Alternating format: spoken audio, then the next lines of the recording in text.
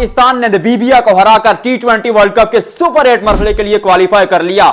असल इम्तिहान पाकिस्तान का यहीं से शुरू होना है, क्योंकि टी20 वर्ल्ड कप में जो बड़ा चार्म था, जो बड़ा क्रेज था, वो इसी स्टेज से शुरू होना है। और बात करेंगे साहिबजादा फरहान के लाजवाब उस 100 की, क्योंकि अपने हीरो के साथ अब वो उस लिस्ट पर खड़े। अहमद शहजाद ने इससे पहले 100 बनाया था 2014 में, 2026 में, पिछले 12 सालों में एक ही पाकिस्तानी खिलाड़ी जिसने टी20 वर्ल्ड कप में 100 बनाया, साहिबजादा फरहान उनका नाम है। एक दफा फिर प्लेयर ऑफ द मैच होते हैं। फिर शादाब खान की बात करेंगे, क्योंकि गेंद के साथ, बल्ले के साथ अपने कलर में वापस नजर आ रहे हैं। भारत के खिलाफ पाकिस्तान की टीम बुझी बुझी नजर आई, लेकिन आपने यूएसए और नबीबिया को हराया। और पाकिस्तान एक ऐसी टीम है जिससे जब सब उम्मीदें छोड़ देते कि ये टीम कुछ नहीं कर पाएगी, ये टीम अचानक आती है और सबको हैरान कर देती है। क्या यही वो मौका है? क्या यही वो मौके के साथ साथ दस्तूर भी है जहां पर पाकिस्तान टीम सबको हैरान करेगी? उसकी चर्चा करेंगे, लेकिन आगाज एक ऐसे पॉइंट के साथ करूंगा जो मेरे दिमाग में एक सर चढ़कर बोल रहा है। वो कहते हैं ना कि किसी चीज का जुनून जो है वो सर चढ़कर बोलता है। एक चीज मेरे दिमाग में अभी तक खटक रही है कि बाबर आजम को आपने बल्लेबाजी के लिए नहीं भेजा।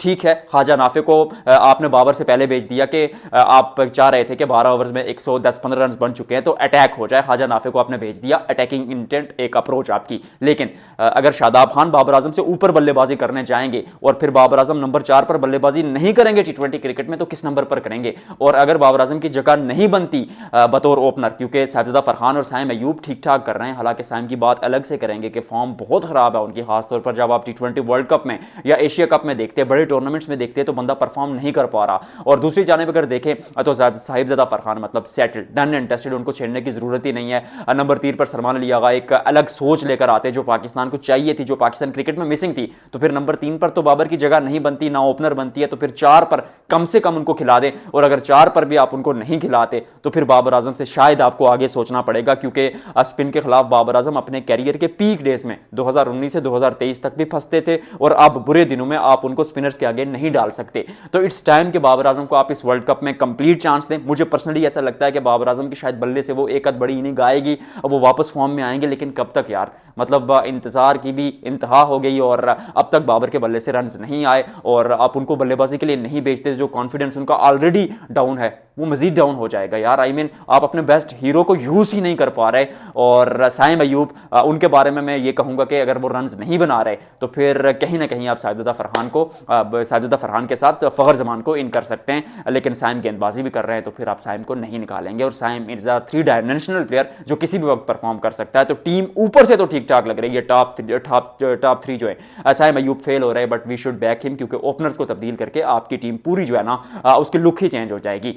फिर साहिबजादा फरहान अच्छा कर रहे हैं, सलमान अली आगा अच्छा कर रहे हैं, तो फिर जो मिडिल ऑर्डर है वो है ही नहीं आपके पास। उस्मान खान पर सबसे ज्यादा पूरे मुल्क में तनकीद हुई, भारत के खिलाफ हाईएस्ट रन स्कोरर वही थे, लेकिन उस कॉन्फिडेंस के साथ जब वो वापस आते, आप उनसे भी पहले शादाब को बल्लेबाजी के लिए भेज देते, तो फिर मिडिल ऑर्डर तो आपका है ही नहीं। और जब आप सुपर 8 में जाएंगे तो वहां पर बड़ी टीमें हैं, नबीबिया, यूएसए, या नेदरलैंड्स की टीमें नहीं है कि जो आपको इतना लूप होल देंगी, जो आपको इतना मार्जिन ऑफ एरर देंगी कि आप छोटी छोटी गलतियां करके भी जीत जाएं। बड़ी टीमों के खिलाफ एक छोटी गलती भी आपको हार के दहाने तक लेकर जा सकती है। तो ऊपर से टीम ठीक, मिडिल ऑर्डर में समस्या, लेकिन गेंदबाजी और बल्लेबाजी में पाकिस्तान की जो मुश्किलात हैं वो हल हो रही हैं, क्योंकि नए गेंद के साथ आपको विकेट नहीं मिल रही थी। सलमान मिर्जा आते हैं, वो विकेट लेते हैं। फहीम अशरफ के साथ आपने नए गेंद के साथ आगाज किया, अच्छी गेंदबाजी की है, एक कैच ड्रॉप हुआ, तो अटैक में आप फहीम और अगर जाते हैं सलमान मिर्जा के साथ, बीच में स्पिनर्स आते हैं, सर उस्मान तारिक साहब आते हैं, 4 विकेट आज उनके नाम के आगे। फिर शादाब खान आते हैं, 3 विकेट वो लेते हैं, नवाज आते हैं, 2 विकेट वो लेते हैं, इब्रार को आपने ड्रॉप कर दिया। मुझे पर्सनली लगता है कि इब्रार को ड्रॉप करने के बजाय आप फहीम अशरफ को ड्रॉप कर देते, या आप नवाज शादाब में से किसी एक को ड्रॉप कर देते तो भी काम चलता। लेकिन क्योंकि दूसरा तेज गेंदबाज आप खिला नहीं रहे, तो फिर फहीम को खिलाना बनता है। वो बल्लेबाजी भी कर लेते, 1-2 ओवर भी कर लेते हैं, एक दूसरे गेंदबाज की जो आपको वो एक नीड है वो भी पूरी कर देते हैं, जैसे हार्दिक पांड्या इंडिया में करते हैं। हालांकि कंपैरिजन कोई नहीं है, बट फहीम अशरफ के साथ आपको काम चलाना पड़ेगा, साथ सलमान मिर्जा। और मैं भी किसी मुकाबले में आप जाएं जब कैंडी में, तो नसीम शाह को वहां पर खिला दें, क्योंकि पाकिस्तान ने जो सुपर 8 में 3 मैचेस खेलने, 2 आपने कैंडी में खेलने, 1 आपने कोलंबो में खेलना है। अब बात करते हैं साहिबजादा फरहान की, because that man is special, क्योंकि जिस तरह की बल्लेबाजी कर रहे हैं, वो शुरू पर अटैक करते, फिर बीच में वक्त लेते, फिर अटैक करते।